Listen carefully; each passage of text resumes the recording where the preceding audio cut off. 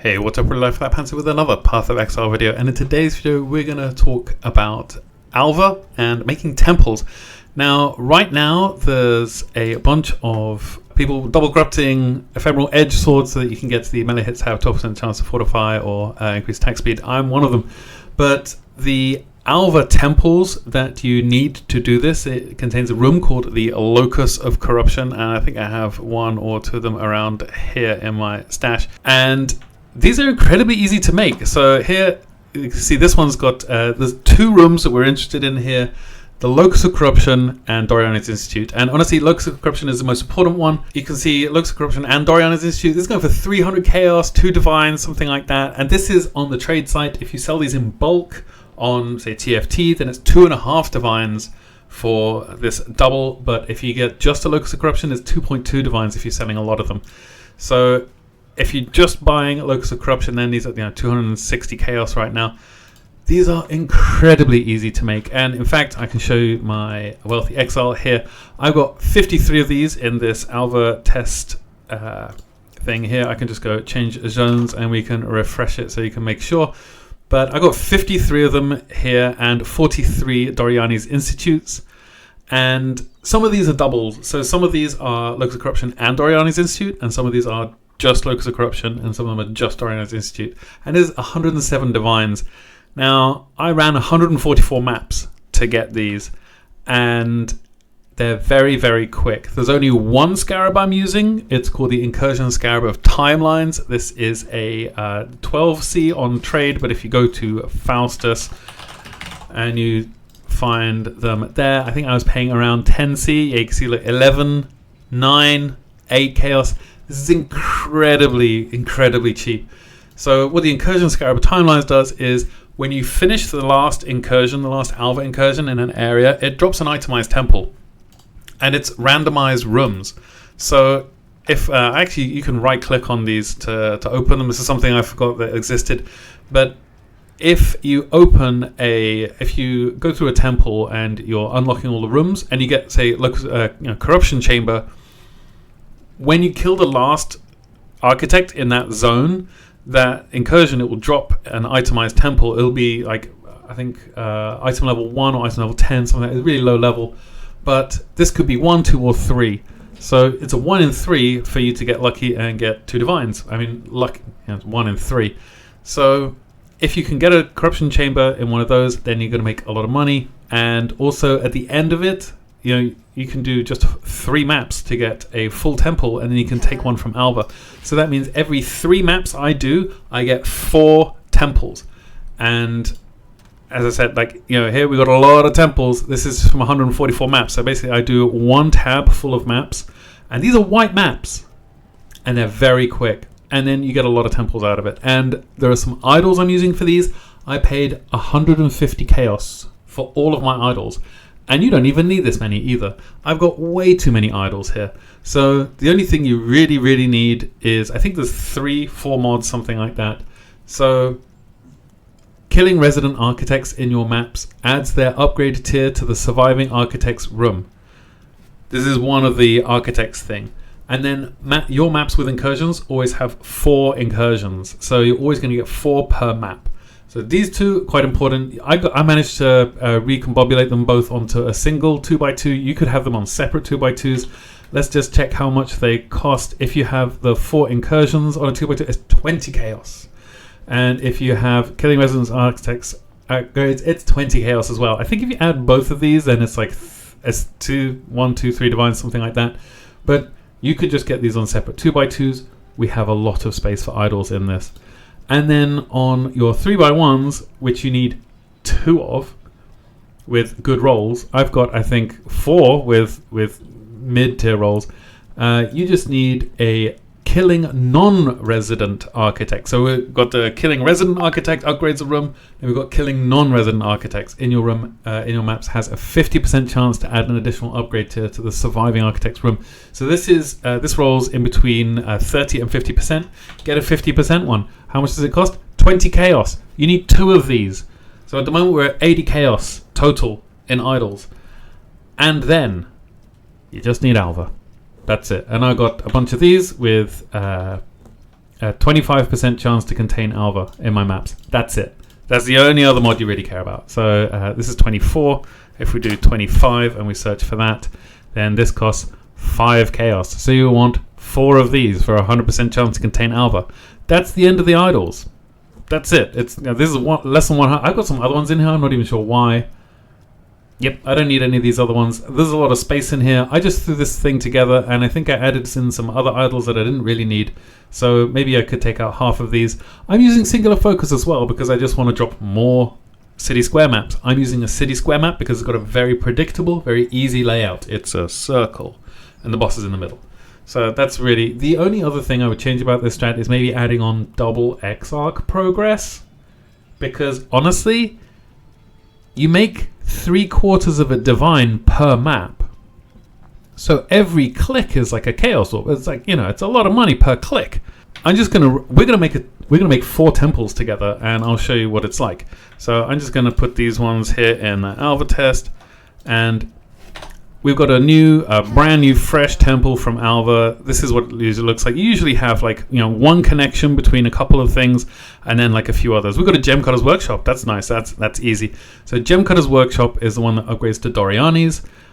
Corruption Chamber is the one that upgrades to Looks of Corruption. And then the only other thing I really look out for is the Sanctum of Unity, or basically it upgrades rooms around it.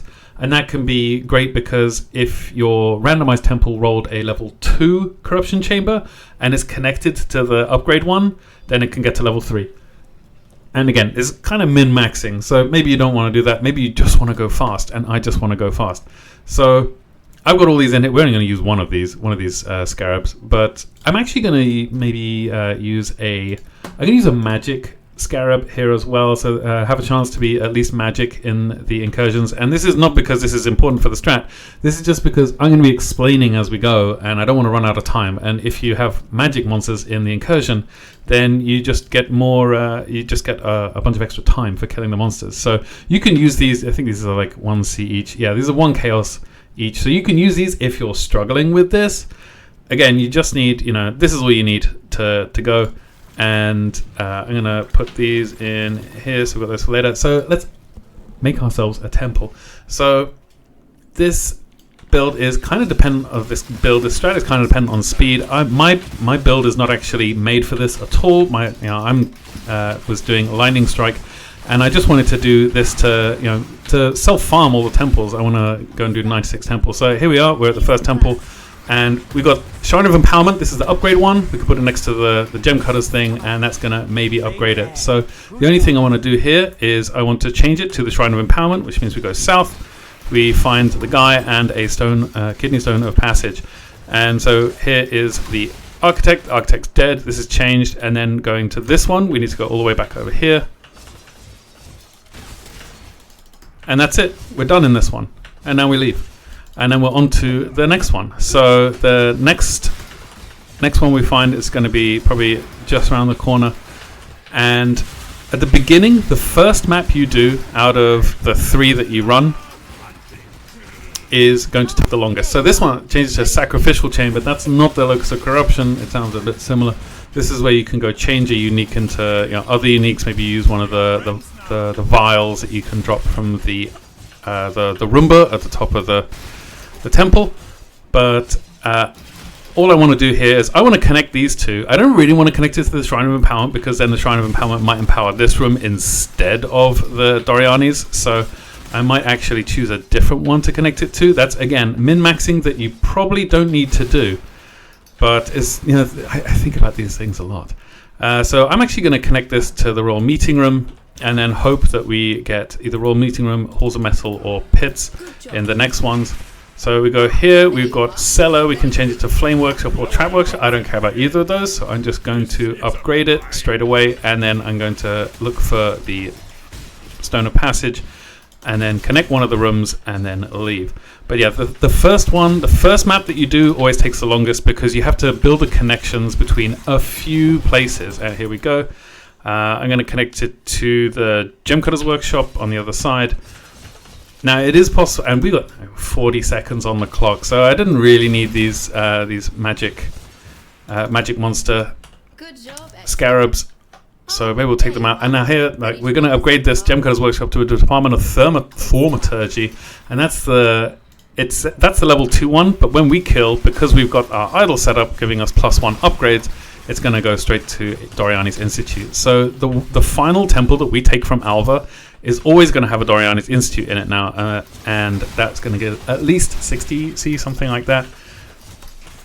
We're going to look for this stone here, and we can connect to pits. That's pretty useful. That's one less room we have to worry about.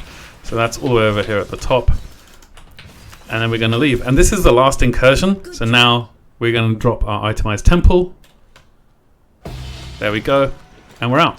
And that's the first map. This is the longest map, and this map took us 3 minutes and 9 seconds. And we've already got one temple, and we got a Doriana's Institute in it from the randomized temple, so that's already 60 C for our 3 minutes.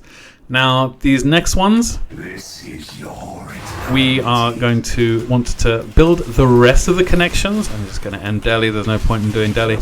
We're going to want to build the rest of the connections in the temple, and then after that we're just going to be upgrading rooms and leaving, and that's it. It's so quick, it's so easy. And my build, like I said, my build is not made for this. This is a great one. We've got we can connect the sacrificial chamber and the Shrine of Empowerment. Again, I don't really like connecting the sacrificial chamber, the Shrine of Empowerment with anything, but we're just going to go and find the kidney stone of passage, and then we're going to connect one room and then leave. But it's so quick, this strat, it's absolutely ridiculous. And my build's not even that. Like, if you were running like something very clear focused, like kinetic blast of clustering, then I imagine this would be very, very, very quick. Like, you do this much faster than I would. So we go here, we upgrade the flame, we connect the flame workshop, and then we leave. And we're on to the next one. And I think there's only 2 more rooms for us to connect now. And so we just zoom around until we find Alva again. Sanctum of Vitality or Sparring Room. I don't care about either of those, so I'm just going to go in. And we don't need to connect this to anything, so I'm just going to kill this person here and then leave. And that's it. And then we're going to find the next one. It's just over here. And we've got 2 more in here. Armorer's Workshop or Vault. I don't care about any of the connections that we need to make for this one. So I'm just going to go in here and then kill the Architect and then leave. And the reason I need to kill the Architect is, I mean, number one, it ends the encounter so that we can get on to the next one quickly. But also, you don't get asked about a level 3 room again. So Doriana's Institute, we're never going to get this one again. It's always going to be that. So Hall of Lords or Torment Cells, doesn't matter, but we can create a connection here. So we want to connect ideally with pits down at the bottom, and you always get at least 1 stone of passage.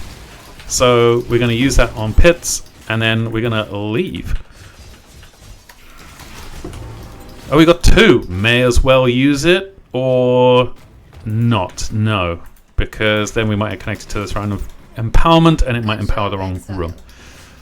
And then we're going to get our Chronicle, and then we're going to get out of here. And this slightly shorter map, so this was 2 minutes 30 seconds, and now onto the last one. We can just go and peek at the temple. We just got Banquet Hall to upgrade, and that's it. This, you know, it's a bit of a roundabout kind of layout, and that's Future Pant's issue to deal with. But making these as quickly as possible, that's, you know, that's current Pant's issue. So change to a corruption chamber for pits. And this is fantastic because we can change to the corruption chamber and we can connect it to the Shrine of Empowerment. So we've got a really, really good chance to get at least 1 locus of corruption from this. We've got 2 of these stones of passage, so we take this. We've changed it to the corruption chamber, we've added it to the Shrine of Empowerment, and now we can just leave. So that's hopefully going to make a tier 3 corruption chamber for us on our randomized one. It won't make I don't think it'll make a tier 3 one for the final one we get. And also, one other thing we want to do is, if we can, and this is just, this is not as important, but it's a nice thing to have, is, so I'm just killing the Architect and leaving. If we can, we want to connect it to the Apex, because the Apex has a EV of around 6/10 of a divine, something like that. because, this is the last unconnected room. So we're just going to go in here and kill the Architect. We don't really care. We've got Corruption Chamber and Doriani's, so we don't care about any of the other rooms.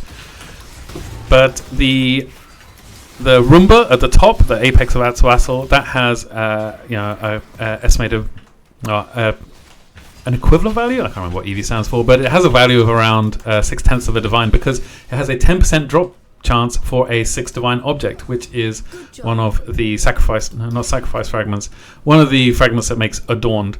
So we got one more thing here. Last incursion. Let's just kill these monsters so that we can actually click on Alva, and nothing for us to worry about here. So we're just going to click the Architect to death, and then we're going to leave, and then that's going to be it. Then we're going to have made 4 temples. So now we just leave. We wait for it to drop our Chronicle. This is one of the most frustrating things, is waiting for it to drop all the loot, and we leave. That's it, and we're done. And that one took us 2 minutes 12 seconds. And then we take this one, and we can see here this one we got a Doriani's in here. This one we got Apex, but it has to be area level 80 or above for that to be useful. And you can see the area level at the top. This one we got Apex again, and this one we got just a Doriani. So we only got 2 Dorianis from this, but this is a very quick 4 temple run for 3 maps. We were timing this on stream the other day, and come check us out on twitch.tv/lifewithoutpants. And we were doing these in it took 8 minutes with a trade as well, with trading someone. We were doing it in around 6.5 minutes, some of them. So this is incredibly quick. I just realized that actually we're leaving some money on the floor over here. So these are incredibly quick things to do. Honestly, it's absolutely insane. And it's very, very, very easy. Like, all builds can do this. The only thing that is limiting really is how much time you spend doing it. You can get the scarabs really cheaply. I think this is the cheapest I think I've ever seen them. And you're looking at easily 20 divines an hour. The quicker you are, and the quicker you are at building temples, then the quicker you're going to get at this. We've got a sacrificial chamber here. This is the next one. So we were just doing this and then straight on to the next. The reason I have mine set in columns of 3 is so that I do 3 of them, and then I don't forget to take the temple from Alva, because I do that sometimes. That's frustrating, because you get into the map and Alva's not there, and I've wasted a map. And anyway, so this is what we've been doing the last couple of days, and I was thinking I'm going to use all of these to double corrupt 1 quad tab of ephemeral edges and see what we get. I'm going to have to harvest enchant them, and for that I need a bunch of harvest juice, 500,000 yellow harvest juice. So we're going to farm that next, I think, once we've got at least 96 of these Locus of Corruptions. Anyway, that's it. I hope you enjoyed this. I've been having a blast doing these. Honestly, they're scoured maps. They're not that difficult. Any build can do it, and the reason that people aren't doing it is because people are farming. People aren't making 20 divines farming rogue exiles. They're making a bit more than that, and they need those swords. They need those double corrupted swords, because you can't mirror these. You can only get these from doing this kind of stuff. Anyway, that's it from me. I hope you enjoyed this. Let me know if you're farming Alva and what you think of it. But with that, I hope you're kind to everyone you meet. I love you all very much, and I'll see you next time. Cheers.